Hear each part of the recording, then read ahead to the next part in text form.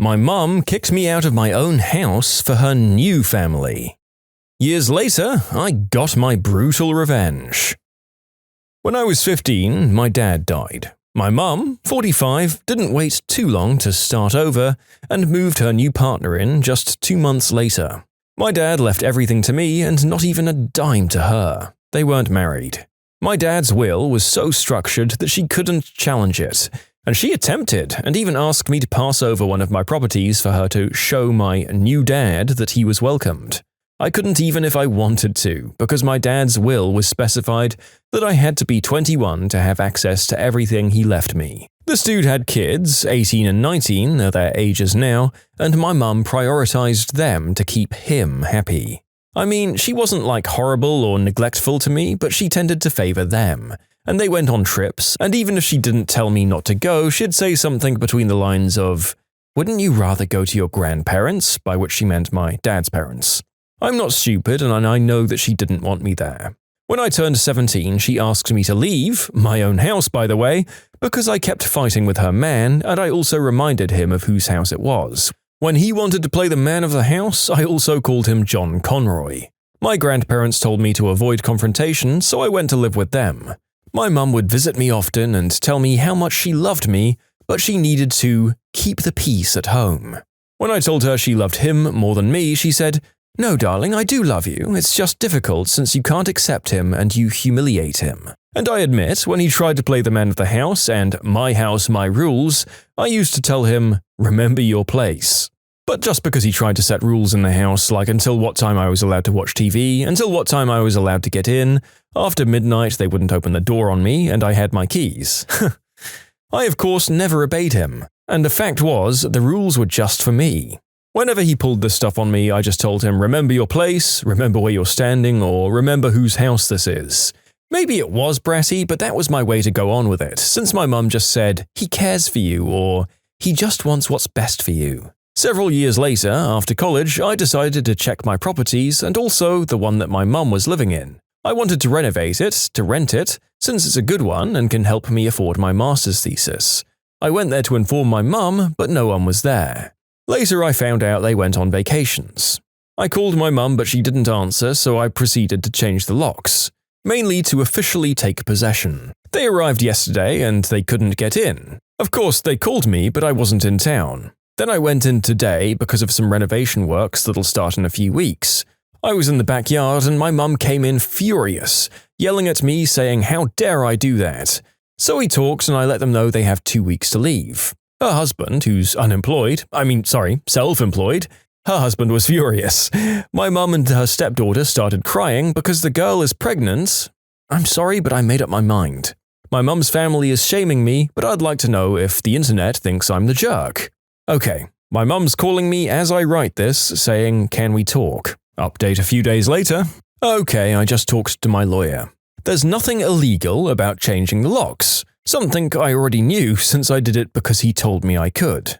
There seem to be 2 ways to take my house back, the first of which I'm in the process of following. The first is by force. Yeah, the law says you can take someone out by force, usually by changing the locks.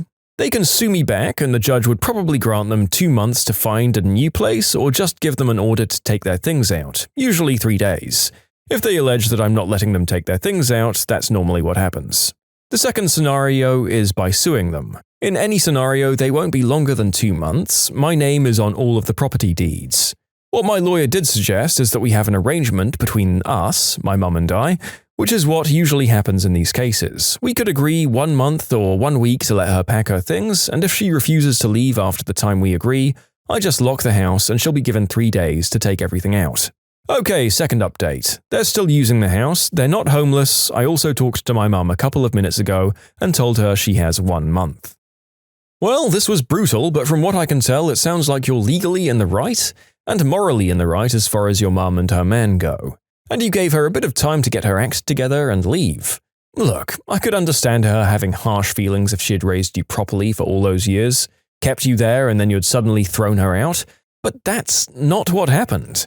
Your step-siblings didn't really do anything wrong, but it sounds like they're nearing their adult years as well and have had a fair bit of preferential treatment to keep them happy. Maybe if you're feeling particularly diplomatic, you could rent it to your step-siblings for a while on a reduced rate.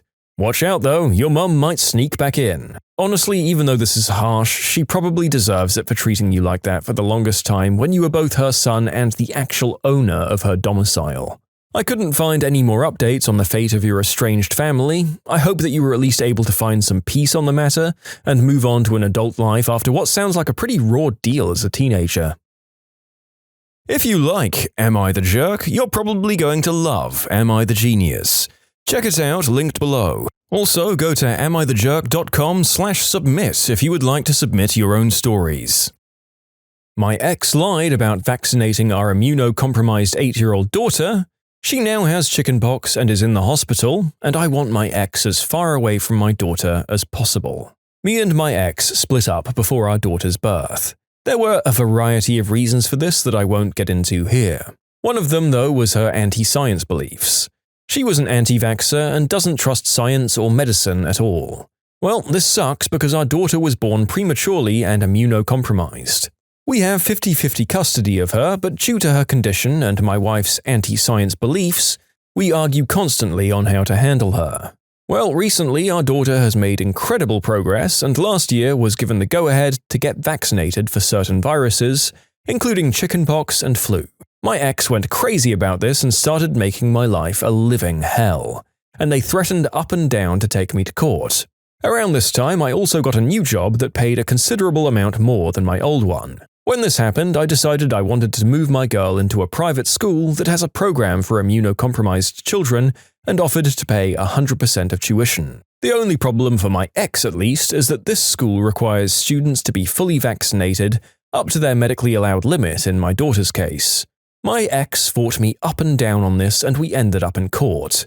The judge agreed with me and ordered my daughter to be vaccinated. My ex had a full breakdown, but in the end agreed only on the condition she gets to take her to lessen the emotional damage and make sure the doctor doesn't poison her. I demanded the medical forms confirming this and she agreed. So my daughter finally got vaccinated and last fall started her awesome new school.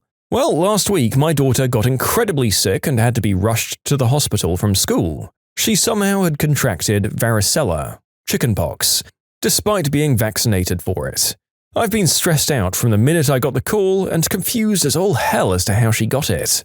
My daughter must have picked up on this and thought I was mad at her, because when I was visiting her in the hospital, she decided to tell me the secret mummy promised to make her keep. Turns out my ex didn't vaccinate her. She made my daughter lie about it. Instead, she's been using special oils and salts to keep her from getting sick. What about the medical forms I got saying she was vaccinated? They're fake. I called the doctor and it turns out she never went in and he never signed any forms confirming she was vaccinated. So my ex lied and faked forms to convince me she was vaccinated. I'm mad, to say the least. My daughter is in the hospital because my ex decided to let her beliefs come before our child's health. My ex doesn't know I know yet, and I told my daughter not to tell her. I want my ex gone now. How do I approach this to make sure my ex suffers for this? I have the forms she handed me and texts from the day she took her. I also have the doctor on record saying he never signed off on these and that the ones I have are forged. I'm planning on speaking to a lawyer, but I'd like to know going in what to do. Thank you for your suggestions. Okay, update. Well, a lot has happened since that day. My daughter is safe with me and was let out of the hospital about a week ago. She's getting better every day. I know though, you guys want the full story, so here it is. After I made that post, I took the advice given to me, and the next time I saw my daughter, I told her that it was wrong of me to ask her to keep secrets and that it's okay to tell her mum. Along with that, I saw a lawyer, recommended to me by a trusted party. When I went to see him, he told me that this is a case that lawyers salivate over, and that my ex is in a lot of trouble. I immediately filed for emergency custody of my daughter. I also got into contact with the doctor again and explained the situation fully to him. He says that while he'll not be getting lawyers involved, that he wishes for me to submit the evidence to the police and file a report. Along with this, my lawyer has gotten into contact with the court that originally ordered us to vaccinate our daughter and has handed over everything I gave to him. He's advised me to stay quiet on this matter, so I'll leave it at my ex is in a lot of trouble with them. During this time, my ex started to get suspicious. Maybe it was because a friend told her about a post on the internet and she freaked out. Who knows? A few days later, when I saw her at the hospital, we had an altercation. She became hysterical and yelled various threats and insults at me, including telling me that I want to poison our daughter, right in front of the sick child. She was escorted out of the building and the head nurse had her banned from coming back. After this, she sent me a barrage of texts telling me that I'm a monster and that if she had vaccinated the kid, then she'd be dead now. This was sent to my lawyer. As he puts it, she's what lawyers dream of when they hear who's on the other side of the court. Outside of this, I've been advised to stay as quiet as possible, so I'll leave it with this. This week, I received emergency custody of my daughter until our custody hearing later this year. I've heard that the DA is slowly getting ready to move forward with a multitude of charges against my ex that will land her in jail soonish. And that's really it for now. I'm going to follow the advice given by my lawyer and say nothing else to anyone. I don't want the media involved in this for a few reasons, so I've left this as vague as possible. When this is all said and done, if the interest is still there, I might come back again. But for now, thanks for the advice in the original thread. Me and my daughter appreciate you all. Wow.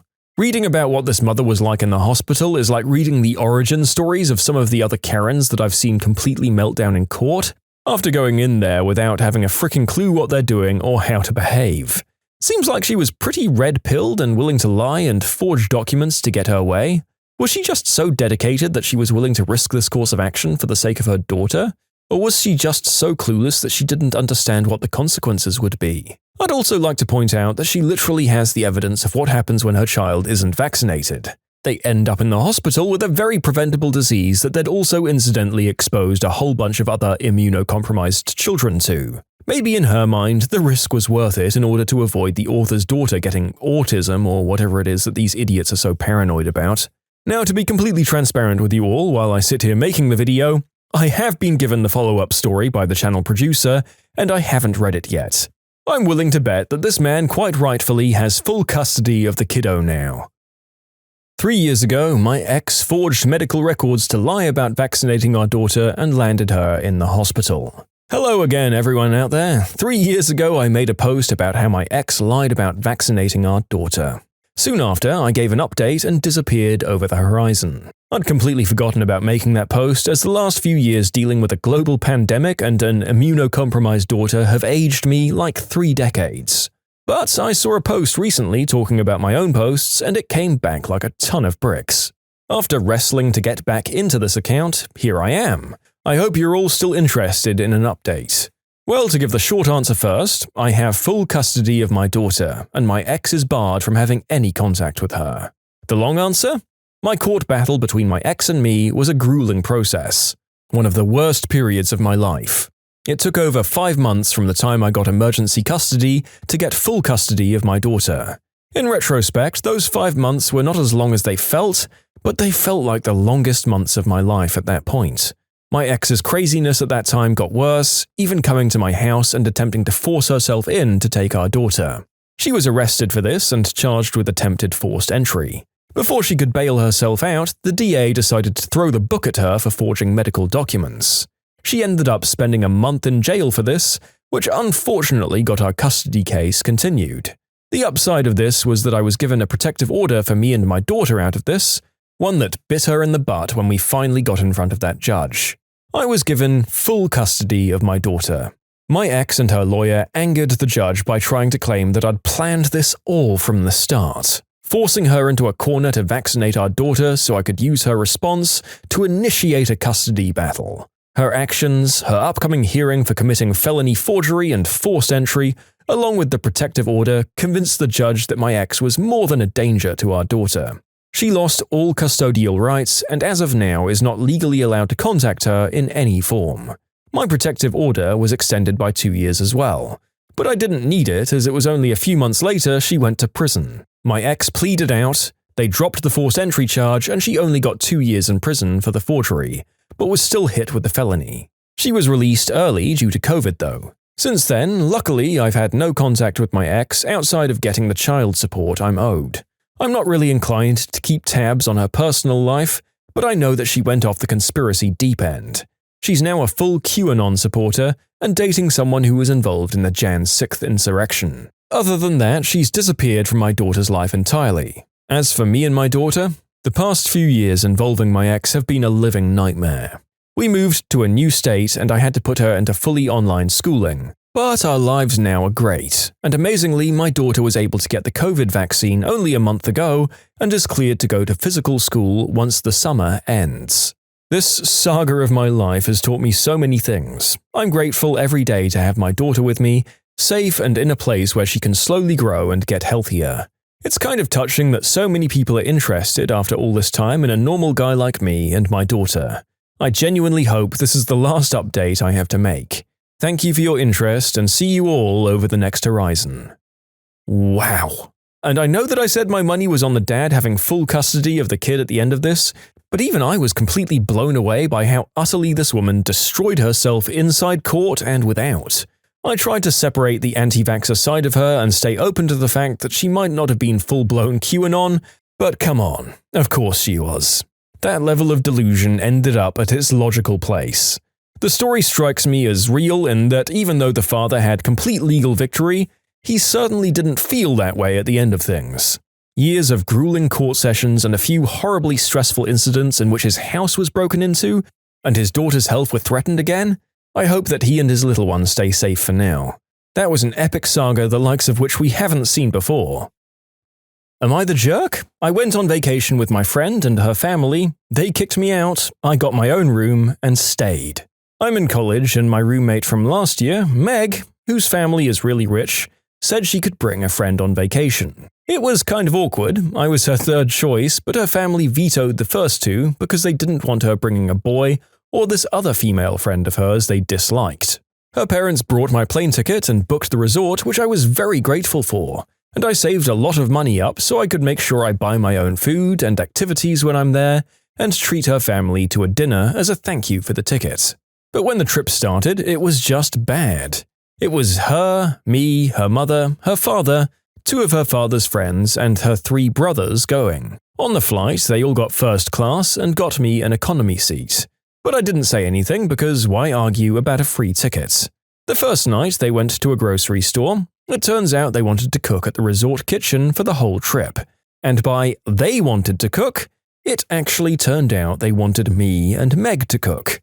I wasn't warned about this, but it turns out Meg's family is so traditional that they see cooking as a woman's job, and her mum had just had hand surgery. So it was me and Meg cooking every meal for 6 men and her mum. And I can't cook well. I know a couple of staple meals to feed myself, but since I rarely eat meat, I don't know how to cook it. I'm also okay at cooking for 1 or 2, but have no patience cooking for a group of fricking 9. I screwed up, undercooked chicken, overcooked some steak, and her dad was livid with me. I got short with him and told him that if he knew how to do a better job, he could pitch in instead of standing around criticizing. But he got furious and said he was on vacation. I said that I was trying to have a vacation too, or why did they invite me? To be an unpaid domestic servant? Meg's parents and Dad's friends got angry that I said that and started yelling at me. The argument escalated. I sarcastically called myself the help. His dad snapped at me and told me to get out of their suite and go home. Didn't say crap about how he expected me to do that. I left and called the airline with my ticket and asked them if they could do anything to prevent anyone else from modifying or cancelling my ticket. They let me set a passcode and no changes could be made to the flight without it. Then I went to the resort desk to ask about rooms, saying I was stranded unexpectedly. They actually did have some affordable rooms available because of a weekday discount. So I got housing and still had money left over for touristy stuff. I went sightseeing and relaxed on the beach for 3 days, until Meg's parents ran into me. They were taking a sunset walk and did a double take seeing me on the beach. They said they thought I was going home, and I said I decided to stay. They were angry because they saw me staying and using the return flight as having deceived them into thinking I couldn't afford a vacation, and using them for flights when I could actually afford things. Am I the jerk for staying on that vacation and using the flight home? Ha! What a bunch of complete jerks. This kind of cooking and cleaning arrangement is something that a few people might actually agree to if they were warned about it beforehand and went in knowing the deal. And even then, just saying, most modern domestic servants will be paid a wage as well as having their flights and board paid for. These people just led a fairly young person to an isolated location and then abandoned her once they realized she wouldn't be a chef for them. Who abandons someone without a place to stay on an island with no way home? And the author was 100% in the right to ensure that the family didn't tamper with her flight and trap her there out of spite. Even if you weren't able to do anything else on that trip, there are worse holidays than reading on a beach and taking the occasional swim. You were definitely winning. I kinda feel bad for Meg, left alone to cook for 8 people alone, but meh. When you subscribe, make sure to hit the bell to turn on notifications. Put the playlist on in the background to finish listening to all the stories. Or if you want to check out some great music, check out easymode.com. If you like Am I the Jerk, give Am I the Genius a shot. Everything linked in the description.